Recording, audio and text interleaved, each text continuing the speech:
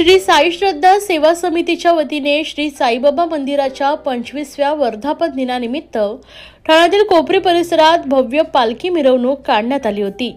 ढोल ताशांच्या गजरात, श्री साईंच्या जयघोषात, भक्तिमय वातावरणात ही मिरवणूक संपूर्ण कोपरी मार्केट परिसरात काढण्यात आली होती। यावेळी पारंपरिक वेशभूषा परिधान करीत मोठ्या संख्येने नागरिक सहभागी झाले होते।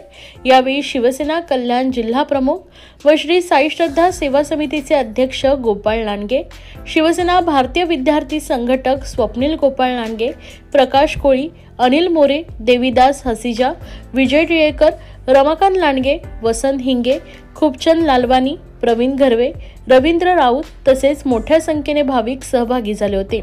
श्री साईबाबा मंदिराचा 25वा वर्धापन दिन 31 जानेवारी अर्थात उद्या साजरा होणार असून यानिमित्त सकाळपासूनच विविध कार्यक्रमांचं आयोजन करण्यात आले आहे। सकाळी अभिषेक, होम हवन, आरती तर सायंकाळी महिलांचं भजन व महाप्रसाद पार पडणार आहे। यावेळी जास्तीत जास्त भाविकांनी महाप्रसादाचा लाभ घ्यावा असं आवाहन यावेळी गोपाळ लांडगे यांच्या वतीनं करण्यात आलंय।